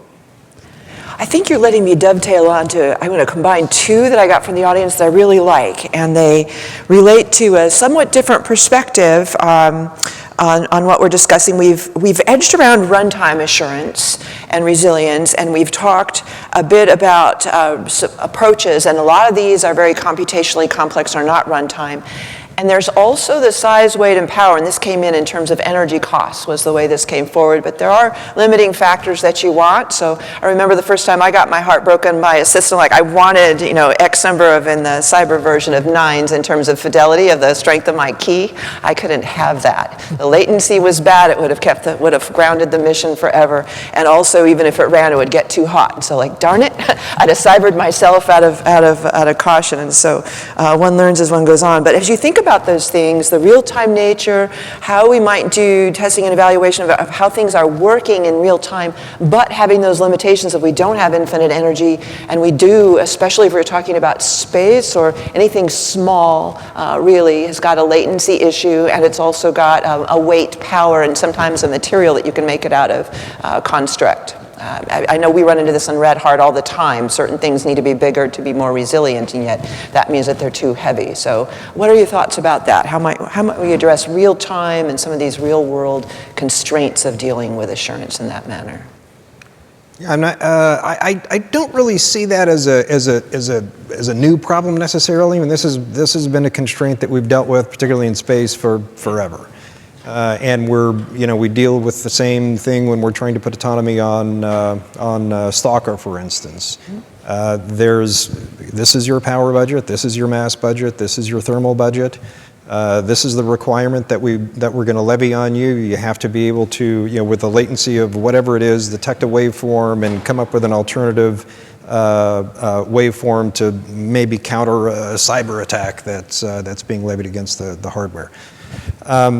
But it's not. I don't see that as a new problem. It's you have schemes that you can employ to optimize a model that might otherwise be too large to fit on the hardware. You can prune the models. You can switch from a CPU based to a GPU based, or ASIC or FPGA to try and address power concerns or latency concerns, or I don't know. I would like to go back just a second on that last discussion. So going to the moon for the first time, I think that's a great example and really illustrates the difference between AI, which is statistical in nature and not necessarily repeatable, and operating in a very nonlinear way, in ways that aren't obviously nonlinear to the human mind. Going to the moon for the first time, we've got physics, and we really understand physics, and we understand the space environment. There were some surprises. There are holes in our understanding about the space environment, but in general, we understand what that is. We can do a whole lot of testing on the ground without. We can't really do zero G, but we can do a whole lot of testing on the ground to get us pretty close. And the proof is it was a successful mission. There were issues, but there was a successful mission. You had a software failure in some phase of testing, right? And it was, I assume, a verified failure. So that's one of the things that we rely on in aerospace when we have a failure of a part during test. Can we verify where that came from and trace the root cause and fix it? The worst thing we can possibly run into is an unverified failure. We don't know why it happened. It's never happened before. We haven't seen it since, but we really don't know what caused it, and therefore whether it's going to show its ugly head again. When we talk about these statistical, non-deterministic AI approaches to mission application, we have to accept the fact that there are going to be cases where there are unverified failures. Something happened, and you just can't reproduce it. ATR is a simple example of this. ATR, the human being looks at, you look at something in this room and you look at a 1K by 1K picture of it, and you just see a few objects, doors and walls and maybe some lights and some people. But AI sees this million-dimensional space and constructs these funny threads that run through that space that represent a probability of an image being an actual good image. And it's keying in on things that are completely unknown to us. Without a little more, I mean, you can do insight to figure out what is paying attention and what it isn't, but the point is, for requirements, definition on things that we understand really well, like just the basic laws of physics, optical systems where we've measured every component and we understand exactly how the wavefront's going to vary across the field once this thing is put together, we don't really need to test every single point in that space. We know if we test this and we test this and it follows the model, we know exactly how it's going to behave everywhere in between. It's never going to be the case for AI. So I think the solution there, or a solution there, is you've got to be able to have you need the capability to understand when the system is doing something that it shouldn't be doing, or it's seeing something that it's never seen before. It's having a response that's out of family, and take appropriate action then. Thanks for that go back. I think that's really interesting. Bradley, one came in for you specifically, but there may be others who want to mention it too, so I'll just start with you. It's DARPA's Resilient Software Thrust, and is there something that we can share about that here? I don't know if you're working with that, or if that's something that, I know without DARPA on the stage, we may not have a comfort level with talking about it. I would here. prefer to defer that to DARPA, and I believe they're presenting tomorrow, representative from DARPA. We do work closely with them, particularly their I2O portfolio and how we transition some of that capability to programs. But yeah, I would leave it to them to go into the specifics. I think that's fair. I always, it's great to hear people's comments, but I think it's also hard if they're not in the room to respond to those. So there's a couple of things I want to choose from the audience. Here's one that wants us to get back to a really practical question about applying Agile and DevOps practices in highly regulated environments. So thank you for adding that. So the regulation might be, you could think either in energy domain, or you might think about it in the nuclear domain. You might think about it in any place where there's a lot of insurance domain, because there's software issues there, and that's high consequence. So what kinds of things might help with Agile and DevOps practices that are a little different from the others in those environments that people can take away and go home with? I'll start with that. First of all, I think the step one is assuming that they don't work. They do work in highly regulated environments. I think relying on some of the underlying tool chains and dividing the work appropriately so that you can actually share the information is one. But the other one is going back to some of the things that we're being talking about. When it's in the system environment, if we're able to align hardware development with software development, that's really where the highly regulated environments get challenged, because it's not just software, there's the hardware development as well. And as they embrace an Agile perspective as well, then they're able to interact with some of the other life cycles. So it's really a life cycle alignment problem. I think approaching it as a life cycle alignment problem will help taking advantage of some of these emerging techniques. Good points. Bradley? So I would say, and actually there was a brief from NASA yesterday that really focused on their digital transformation and processes. And looking, I mean, the highly regulated environment, they have very detailed and defined processes that they follow for these steps. And just making sure that up front you understand what those processes are and the artifacts that inform that. And then can you go to your agile process? Can you go to your DevSecOps pipeline and say, how do I produce those artifacts that are going to ensure that I don't hit those bottlenecks as I'm moving forward? And then following that is in the infrastructure required, whether it's models, simulation, emulation, hardware in the loop environments, to make sure that as you integrate software, you can rigorously test it to meet whatever those regulations are. And I think as long as you go through those things up front and really understand those processes, then you're at least setting yourself up for success. And to add, as a quick go back, this is in fact, industry is moving to that direction as well. And in fact, there's a recent book that came out by one of my colleagues, and Robin Yeaman and Suzette Johnson, on industrial DevOps, and they actually describe some of the practices and coming from some of their Lockheed experiences as well. So I think these practices are now becoming more commonly understood as opposed to being scared of, I guess. So there's maybe resources that our audience can take a look at there. So I'll give a perspective from the customer point of view. It's all about the budget. So you got to get money, and I guarantee you that the people that provide budget want to see something developed and delivered. And when you come back and say, well, we're going to do a bunch of sprints, and then we're not really sure what's going in this part because we're going to move those requirements out, it makes everybody nervous. So from a practical perspective, one of the things we can do is, and it was great, both of you hit on it, you can't really just make it up every sprint up. You can't just move every requirement. There are times when you have to deliver a capability, and you have to promise that, and you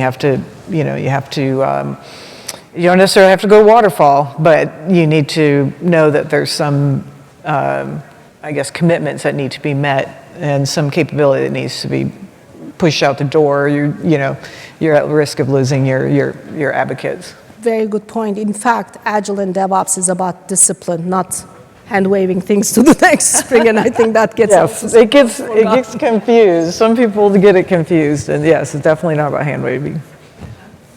Now, I'm going to be a little contrarian. I'm going to put another thing on the table. I'm with you. I guess my skin crawls a little bit when I throw requirements off the table that I know we need, because it's going to, some adversary is going to figure out how to exploit it. So I'm going to take that hat off and put on we need to move faster. We need to be more innovative. We need to get people out there coding things up, putting software, cyber physical systems together, putting software out there and having people work with it, because that's how we get people to understand the product, is to get a product out there and they use it. So if perhaps we're a little less life-threatening than the nuclear industry and putting peoples in planes, but we still need resilience, what kinds of things would you suggest to, say, a university or a startup that wants to do a makerspace approach or more iterative approach and take advantage of speed and have a nod that will let them build in that resilience when they need it? So what do you recommend? I've just made everyone I've ever worked for very nervous. So I've worked with a group that was all about learn fast, fail fast, rinse, repeat. And that was their approach to solving problems. And so I don't have specific advice for this university group, but I'll tell you the pros and cons of that experience, and then maybe the panel can kind of build off of that. But an example, there was a piece of hardware that had to withstand some amount of shaking. And this had an AI application. This was going to be used to identify objects in the environment. And the approach to this was, let's see, objects that we have to see are about that far away, and they're about this big, and we probably need about 5 spots from the LiDAR. This is a LiDAR system, in order to identify what this thing is. And the road might be about this bumpy. I don't know. So let's stick the LiDAR on this thing and shake it around and look at it with a high-speed camera and decide whether it's stiff enough. And that was the approach to designing this particular piece of hardware. And all of the system, all that rigorous systems engineering that tends to slow things down, but also allows you to say whether that's too much bouncing or not, and why, A. B, what impact is it going to have on the mission, the thing, the reason, and the reason you're able to sell this thing to somebody, because it's going to perform in a certain way when you put it in the field. And then C, if it is shaking too much and it's not going to be able to fulfill the mission, what piece of it should you go attack first? All of that systems engineering infrastructure, and systems engineering is not a box of allocations in a budget. It's the machinery that gives meaning to those boxes in the budget, so that you know how things are tied together. You know what to fix, and you know what's a problem, what's not a problem. You know when you have a design that's just broken or it just needs a little attachment. You know whether adding a piece or altering a piece to fix one problem is going to create another problem. It's everything, it ties all that stuff together. So I would say learn fast, fail fast, rapid evolution of a design is great if you're going to build one thing or you're going to build 1 million copies of that one thing, and you can be absolutely certain that the process never changes, that there are no variations in the parts that you're going to deliver, that the software that it's running is going to be the same every single time, and you can just test one and be sure that everything's a copy. Great. Maybe all that systems engineering rigor is just going to slow you down, and you can fail a bunch of times and produce something that works.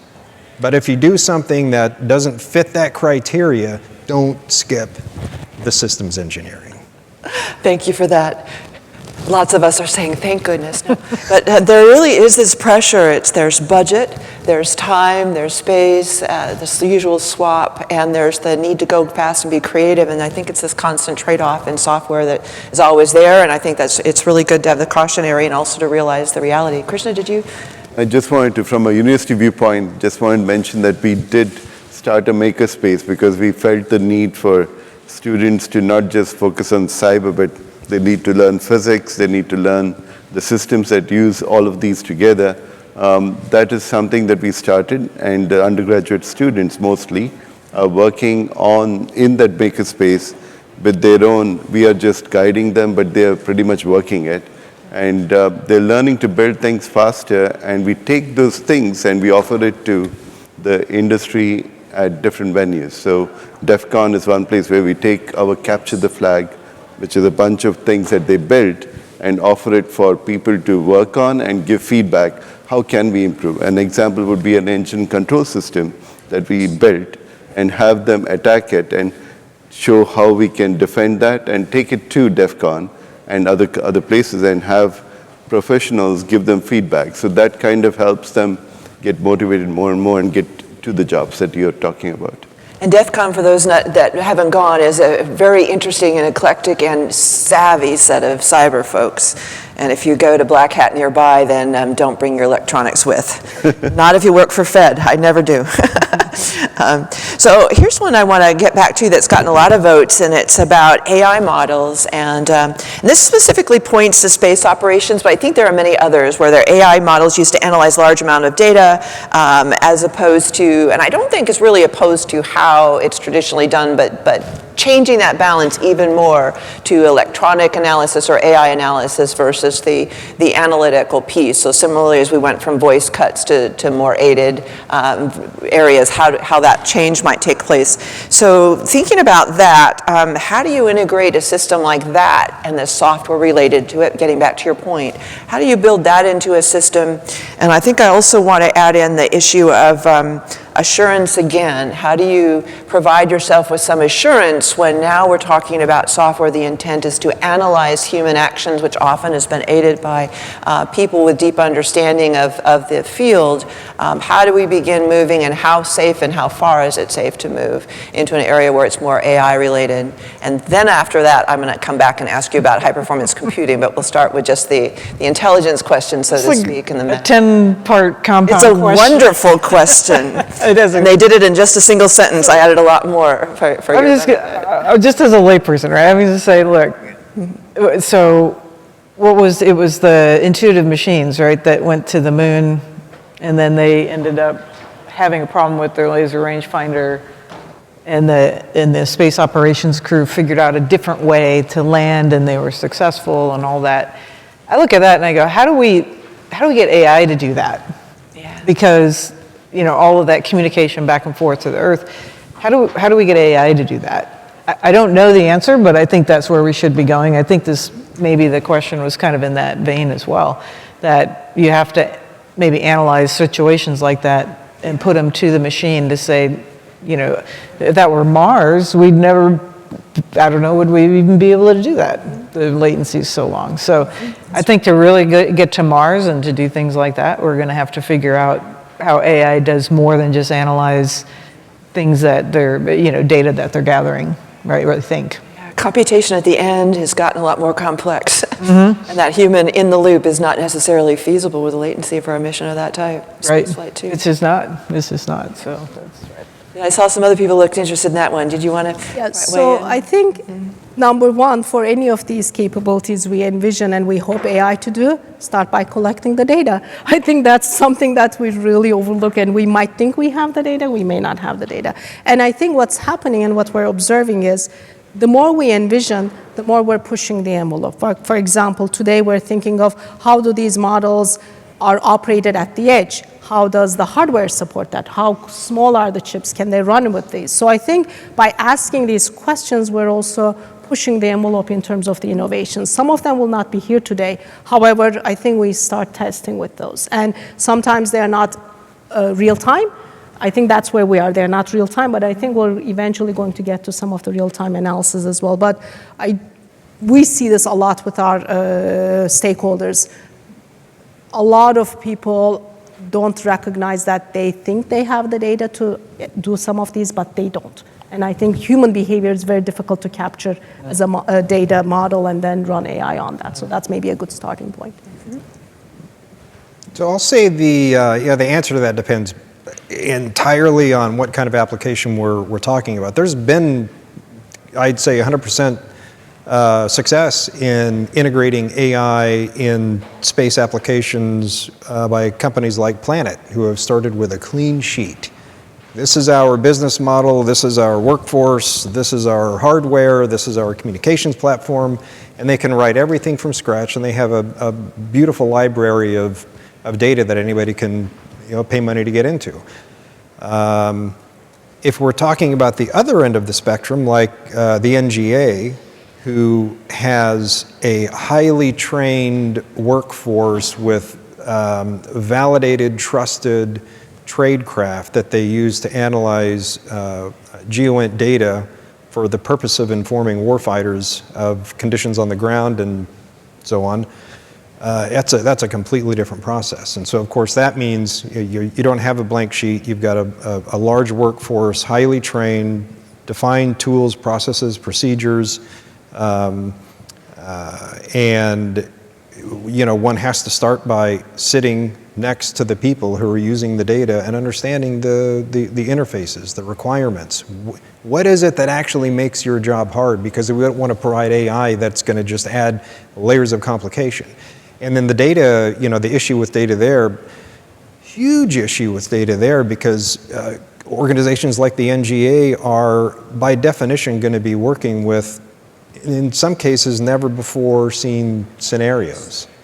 And there has to be a way of having the human, quote unquote, on the loop to provide feedback to the AI for, learning in those scenarios. So there's a whole spectrum of how do you integrate into space-based sensing or decision-making, depending upon what industry we're talking about. Actually a really exciting time, I think, for a lot of reasons in space, but that's one of the pieces for software.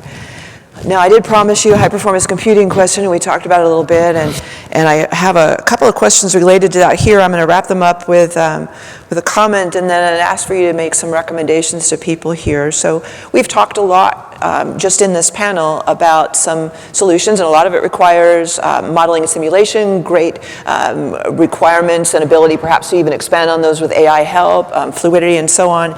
And I know even coming from a high-performance computing series of rich environments, so NSA, Oak Ridge, Sandia, you don't think, oh, they're out of computers. And yet we think a lot about, do we have enough to run the physics algorithm of what's going to happen with AI, and do we want to brown out the state or not? The answer is not. But there is potential for that in terms of the energy draw for systems of that type. And if we think about burgeoning software offerers or people that want to dive in avionics and do something, they don't have multi-million and multi-billion-dollar computers in their back pocket. So how do you see the role of high-performance computing as an enabler, as a barrier potentially, as a business for someone to get into to support? What do you think about for yourselves and for our industry base as a whole, really, in this area? Very broad brush question. You can answer it any way you like. Well, it's clearly an enabler. I mean, not everybody can have it. Not everybody should have it. We don't all need our own version of, ChatGPT or GPT-4. We don't all need our own Gemini. The right approach there for people who are just getting into this is to leverage foundation models, which are rich and plentiful, as a starting point for your own product development. most organizations, large language models and the ability to interact with this thing as though it were another person is really fascinating and interesting. Most organizations really don't need that. You have a narrowly defined business purpose, you have your own command media, you have your own processes, you have your own lessons learned database, and you really just need a model that's big enough and powerful enough to inference on that. So yeah, that's my short answer. Any other comments for those people sitting there wondering where their multi-million-dollar computer dollars are going to come from? Go ahead. I think we really have to ask ourselves the sustainability and economics question. Do we really need an AI solution to that? And there are, in fact, good existing solutions for many of the problems that we bring to bear. And I think we forget the engineering 101. What's my problem? Do I have an existing solution? What am I going to gain with this? I think there's that aspect of that. And the other, I think pretty soon we'll be here talking about how new hardware environments actually really changing the way we think about it. That's where the limiting factor is now. And I think those innovations will all of a sudden change the way we think about it. I don't think it's reasonable to think that we should be running the GPTs. It's not probably even responsible. And we kind of forget that question. Should we be reserving the power where they're good at and where they're most useful rather than tell me a route or show me the recipe for an X or Y? I think we're abusing some of these. With the right purpose, it's our curiosity, but I think we're creating dents in the food. Yeah. So, how do I improve my recipe? What about my cryptocurrency? How about my avionics system? Exactly. ChatGPT. Where does it most useful? Maybe avionics, because of the trust issues now, maybe they're not there yet. So. Yeah. Okay.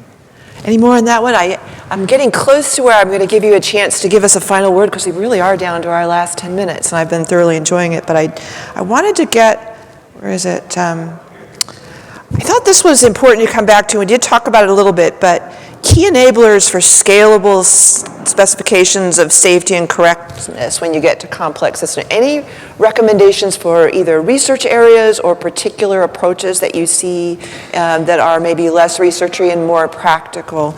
And you could relate this, if you like, back to the roadmap, but this question I think is pertinent beyond just the roadmap from a couple of years ago. So one of the biggest challenges in that domain is the consistency across. Right, there are all kinds of different safety requirements, assurance requirements, and different bodies, there are different standard organizations, different domains create that. And I think it's a huge gap. Now, how do we, and different vocabulary, I think you also referred to that. How do we align that, and how do the tools and automation help with that alignment? I think that's an unsolved problem, and that would really both reduce the anxiety from the users and the developers, as well as the human labor that goes into that. And I think that is called out in the roadmap, and that's a huge opportunity for emerging tools, and how do they fill that gap? Thank you. Brad? I would just say, I mean, I would echo that in terms of the automation. A lot of these, we rely on very specific subject matter expertise in those areas. And yes, those are needed, especially when you're trying to understand the complexity of the problem that you're getting at. But can we bring together the information about how each of these problems were solved by these various groups and try to automate those processes? And I know DARPA's doing a lot of great work there. I know they have a whole suite of tools, but I think we're understanding also bringing those tools to other subject matter experts does take time and resources to adopt those. Still a challenging area when we're pointing to research at such a thing, isn't it? All right, so we're down to the last few minutes. I think there's time, and I'll start with Eric. Take about a minute and a half, and just any final comments you have, words for the audience, or problems you'd like them to think about in their copious free time as. So problems, not so much, but we're leveraging the hallucinatory behavior of generative AI. That's something I want everybody to think about embracing. There's a lot of fear and trepidation around the idea that generative AI can hallucinate things that are just totally contrary to reality. But in 1972, somebody made the assertion that a protein, the final folded structure of a protein should be determined uniquely by the series of amino acids. If you tell me what amino acids in there, I can fold it up. And for almost 50 years, a worldwide group of scientists and researchers failed to make that connection. In 2020, AlphaFold, out of Google's DeepMind, made the first, what was considered the first verified prediction of a folded protein structure. 2020, that was the first time. It was using generative AI, of course. By 2022, they had provided structures for nearly every protein known to science, nearly every single protein in only 2 years. In 2024, David Baker from UW shared the Nobel Prize with a couple of DeepMind folks. DeepMind's portion of the prize was in the ability to predict these folded protein structures. And David Baker was able to teach the generative AI the constraints of physics. So it was able to imagine brand new protein structures never before seen in nature, but they were real. These are real, physically realizable structures, not just made up fantasy, because he constrained it with the laws of physics.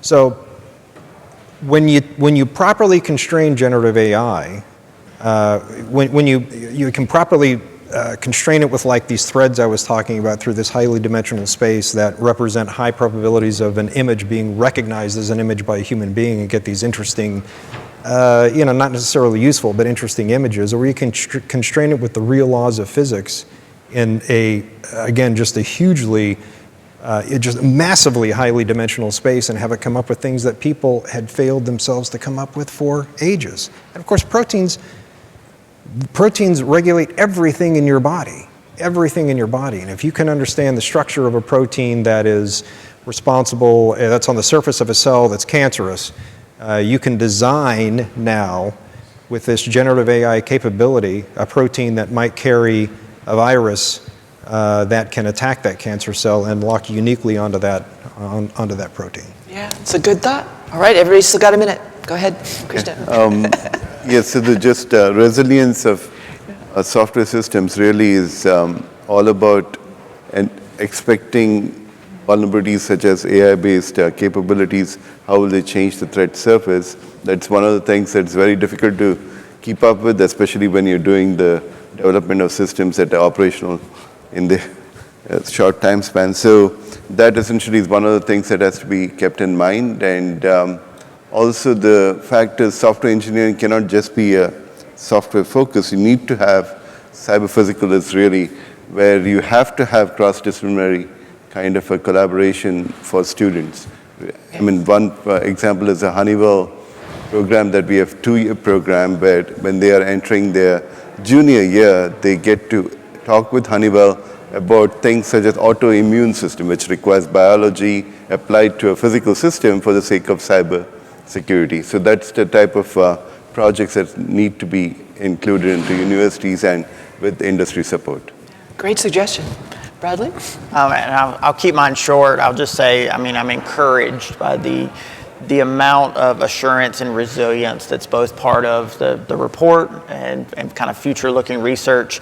But in order for us to get to a place where we can deliver these capabilities at speed and at scale, that assurance is critical. And I think it's very promising that we're not only talking about how we apply these technologies to produce software, but we're talking about how we do that to assure software. And so I'm encouraged by it and looking forward to the next several years. Thank you. So assurance, resilience, and speed don't need to be at odds. I think now we have the tools to develop some of the things that can actually ensure that, but we shouldn't forget a fool with a tool is still a fool. So I think the humans in the group have a lot of responsibility. Thank you. Good. Yeah, mine is short as well. I think software assurance is important. Software runs everything. But I think also software is the place where mission assurance can be really shine. And so I think for the future, thinking about how can we get software to predict and be prepared to keep a mission on track after it's been, degraded in some manner, maybe not through a cyber attack, maybe not even through software, right? So that's where my challenge would be.